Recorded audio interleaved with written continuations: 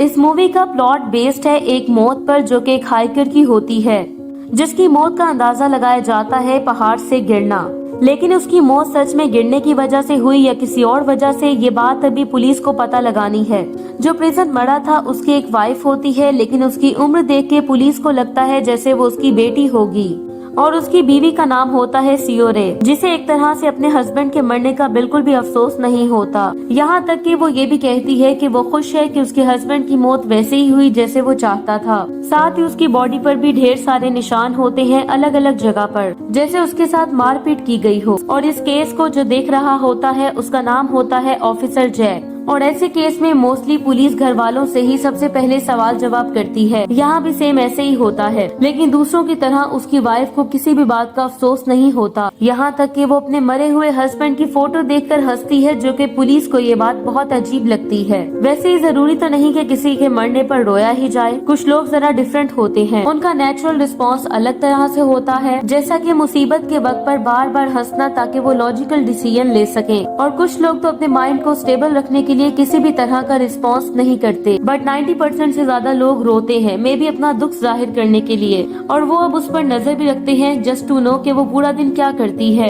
और उन्हें पता चलता है कि वो एक ओल्ड लेडी का ध्यान रखती है, एक नर्स है, सबसे बेस्ट केयर टेकर। इनफैक्ट कि जब किसी से पूछा जाता है कि उसके हस्बैंड को मरे हुए 1 वीक भी नहीं हुआ और वो काम पर जा रही है, जिसके जवाब में वो कहती है कि जो मर गया वो मर गया, अब उसकी वजह से वो दूसरे लोगों का ध्यान रखना नहीं छोड़ सकती। कुछ समय बाद जब पुलिस को कीटू सू की उंगलियों से डीएनए सैंपल्स मिलते हैं, तो उसको फिर से वहाँ बुलाया जाता है, जिस पर वो कहती है पुलिस को कि उसके हस्बैंड से झगड़ा हो गया था और शायद वही स्किन उसके फिंगर नेल्स पर रह गई होगी। और उसके हिसाब से उनके बीच लड़ाई इस बात पे हुई होगी क्योंकि सीओ एक चाइनीज है, उसकी कोरियन बहुत अच्छी नहीं है और इसीलिए उसका हस्बैंड उसे ठीक से समझ नहीं पा रहा था। और उस बात को बोलने के लिए वो चाइनीज में भी बोलती है, जिसे एक ऐप ट्रांसलेट करती है। इस सब में जय की बात भी करता है कि शायद कीटू सू इस वजह से उसको मारता होगा, जिससे उसकी बॉडी में इतने ज्यादा चोट आए। वैसे सीओ का कैरेक्टर कुछ ऐसा होता है कि उसके सामने कोई भी ज्यादा देर खामोश नहीं रह सकता। ये बार बार हंसती है जैसे कोई किसी को पसंद करते हुए बार बार हंसता है, जिसे ऑफ कोर्स ये ऑफिसर इग्नोर नहीं कर पाता। और यहाँ से शुरुआत होती है एक रोमांस की। ये एक ऐसी लव स्टोरी है जो कि पूरी तरह से कहीं जा भी नहीं सकती और ना ही झुटलाई जा सकती है। इवन सीओ को भी इस बात का पता चल जाता है कि जैक उसे लाइक करने लगा है, इसलिए वो ब्रांडेड परफ्यूम लगाकर जाती है पूछताछ के लिए, जहाँ उससे कुछ और चीजें भी पूछी जाती हैं, जैसा कि जब चाइनीज इलीगल माइग्रेंट्स को वापस भेजा गया था तो वो उनके साथ वापस क्यों नहीं गई, जिसके लिए वो खुद के ग्रैंडफादर को कोरियन लिबरेशन आर्मी का हिस्सा बताती है कि जब जंग हुई थी तो उसकी फैमिली के लोग वार में कोरिया की तरफ से लड़े थे। इस सारे केस की पूछताछ में एक और मुलजिम पकड़ा जाता है जिसका इस केस से कोई लेना देना नहीं होता, लेकिन जिस तरह जैक उसे एक क्रिमिनल की तरह ट्रीट करता है ये बात उसके असिस्टेंट को बहुत ही ज्यादा कुड़ती है। इस बात को लेके वो बहुत ज्यादा बोलता है कि सीओ भी तो एक सस्पेक्ट है, तो वो उससे इस तरह से बर्ताव क्यों नहीं करता,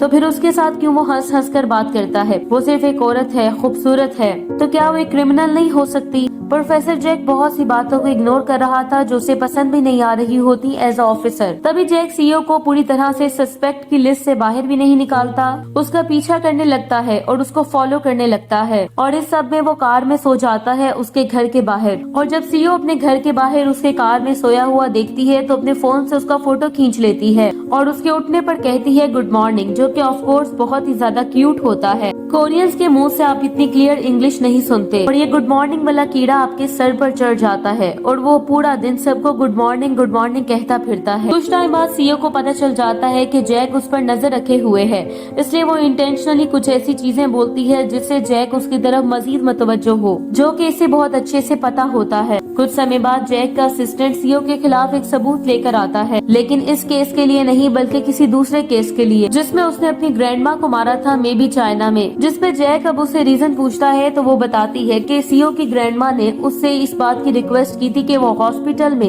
इस तरह से नहीं रुकना चाहती। साथ ही वो इस केस के रिगार्डिंग उसे कई तरह के लेटर्स दिखाती है, जिसमें किसी ने उसके हस्बैंड को धमकी भरे लेटर्स भी भेजे होते हैं कि वो चाइनीज इमिग्रेंट से रिश्वत लेता है और उन्हें कोरिया में रहने में हेल्प देता है, और अगर ये बातें पब्लिक में आई तो न सिर्फ उसकी नौकरी छिन जाएगी बल्कि उसका सब कुछ चला जाएगा। सीओ इन सब बातों को छुपाने के लिए सिर्फ एक बात कहती है कि उसके हस्बैंड ने सुसाइड की, ताकि वो इस बारे में और ज्यादा इन्वेस्टिगेशन ना करे। साथ ही जैक में भी ये प्रेशर होता है कि वो जल्द से जल्द इस केस को क्लोज कर दे। इसलिए वो सुसाइड वाली बात बता के इस केस को क्लोज कर देता है। उसे कुछ समझ नहीं लगती और वो सीओ के घर चला जाता है, लेकिन सीओ के हिसाब से उस वक्त शराब के नशे में उसने ये सब कहा था और इन सब की रिपोर्ट सीओ ना लिखवाए, इस वजह से जैक वहाँ साफ सफाई करता है। साथ ही वो उसे उसके हस्बैंड का सारा सामान पकड़ा देता है क्योंकि वो सस्पेक्ट की लिस्ट से बाहर हो चुकी थी। यहाँ से इन दोनों के बीच लव स्टोरी शुरू हो जाती है। जैक उसका दोस्त से बढ़ के ध्यान रखता है और वो भी उसकी बहुत केयर करती है। इन दोनों के बीच कुछ भी फिजिकल नहीं होता, लेकिन हर मोमेंट ऐसा लग रहा था जैसे अभी कुछ न कुछ हो जाएगा। ये लवर्स की तरह अलग अलग जगह घूमने जाते हैं और अपनी फीलिंग्स भी शेयर करते हैं और सारे सीक्रेट्स भी जो शायद ही उन्होंने किसी को बताए होंगे। एटलीस्ट जैक तो ऐसा ही करता है, लेकिन एक दिन ऐसा कुछ हो जाता है जो कि अनएक्सपेक्टेड था।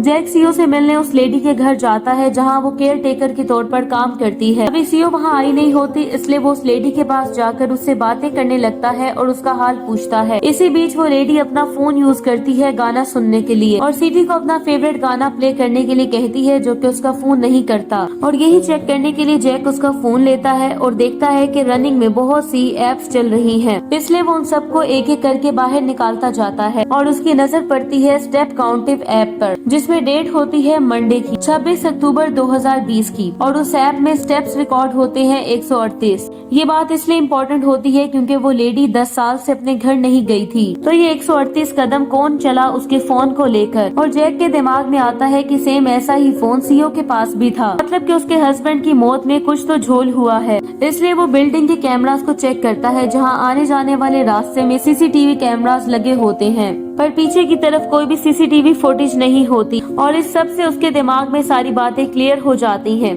कि मंडे के दिन सीओ उस लेडी के घर आई और उसका फोन अपने फोन से चेंज किया ताकि अगर पुलिस वहाँ पे लोकेशन ट्रैक करने आए तो उसका फोन यही लोकेशन बताए। उसके बाद वो पीछे के रास्ते से एंटर हुई ताकि कैमरा में कुछ भी रिकॉर्ड ना आए। उसके बाद वो दूसरे रास्ते से पहाड़ पर चढ़ी, जिससे पहाड़ पर चढ़ना आसान था, जिसकी चढ़ाई करने के लिए उसका हस्बैंड गया था मॉर्निंग में। और जब उसका हस्बैंड पहाड़ की चोटी पर आया तो उसने उसे वहीं से नीचे धकेल दिया और इस तरह उसकी मौत हो गई। और इस बात को कंफर्म करने के लिए सेम भी उस पहाड़ी पर जाता है, तो इसे भी ठीक 138 स्टेप्स ही लगते हैं। मीन्स कि उसकी पूरी थ्योरी पूरी तरह से सच है। और जब यही सारी बातें वो उसके मुंह से सुनने के लिए उसके घर जाता है तो पता चलता है कि वो पर्सन उसे मारा करता था क्योंकि वो चाइनीज इमिग्रेंट थी और कोरिया में रहने के लिए उसने उससे शादी की थी और यही वजह है कि उन दोनों की एज में इतना ज्यादा डिफरेंस था। इसके अलावा सीओ ने कुछ फेक सबूत भी बनाए होते हैं जिससे ये सारी चीजें सुसाइड की लगे। लाइक वो फेक लेटर लिखना, सुसाइड नोटिस उसके ऑफिस में भिजवाना, यहाँ तक कि उसने जैक के ऑफिसर को भी नहीं छोड़ा, उस पर झूठे आरोप लगाने के लिए अपने घर के सामान को बिखेर दिया। यहाँ तक कि वो जैक की बातों को भी रिकॉर्ड कर लेती है जब जैक उसे कहता है कि उसने उस पर ट्रस्ट करके सारे सबूतों को मिटा दिया। और भी ऐसी बहुत सी बातें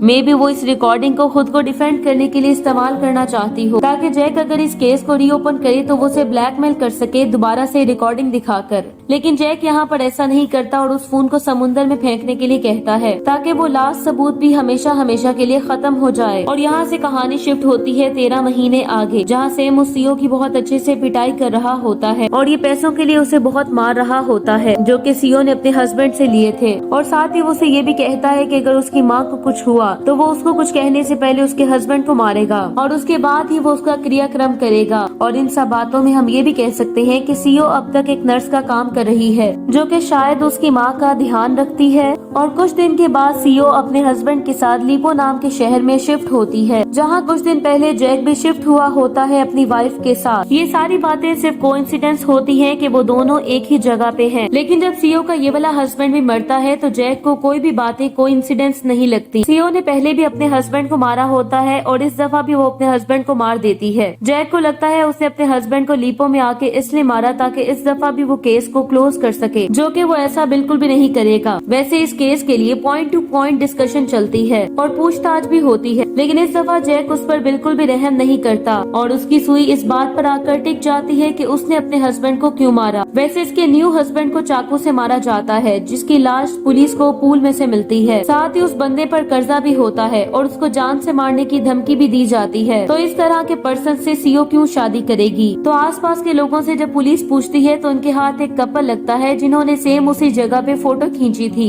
और उस फोटो में एक वुमन समुद्र में कुछ फेंकती हुई दिखती है। और सिर्फ इस बात को जानने के लिए जब जैक सीओ के पास जाता है कि उसने आखिर ऐसा क्या समुद्र में फेंका, तो वो स्टार्ट में तो उसे अपने अगेंस्ट कुछ भी नहीं बताती, लेकिन जब उसे सबूत उसके खिलाफ मिलते हैं तो वो फाइनली उसे सब कुछ बता देती है कि जब वो वॉक पे से वापस आई तो उसने अपने हस्बैंड को पूल में मरा हुआ देखा। पूरा पूल खाली था, इसलिए उसने पानी से उसको रिलीज कर दिया ताकि जैक ये देखकर डर न जाए। दरअसल जैक जब उसके साथ था पिछले केसेस में तो उसने उसे अपने वीकनेसेस के बारे में बताया था कि वो खून नहीं देख सकता, इसलिए उसने खून से भरे लाल पानी को रिलीज कर दिया। उसे सीढ़ियों पर बिठाकर बाकी का खून भी साफ कर दिया और एंड में उसने अपने कपड़े जला दिए ताकि अगर किसी ने उसको देखा हो तो वो उसे पहचान न सके। लेकिन इन सब में वो ये बात बिल्कुल भी नहीं कहती कि उसने अपने हस्बैंड को मारा था। उसके बाद जैक उसका एक टेस्ट करवाता है जिसमें वो साफ तौर पर कह देती है कि उसने अपने पति को नहीं मारा। इसलिए अब पुलिस उन लोगों को पकड़ने लगती है जिससे उसके हस्बैंड ने पैसे लिए थे, जिसमें से इस आदमी ने सीओ को धमकी भी दी थी कि वो उसके हस्बैंड को मार देगा अगर उसकी मॉम के साथ कुछ भी हुआ।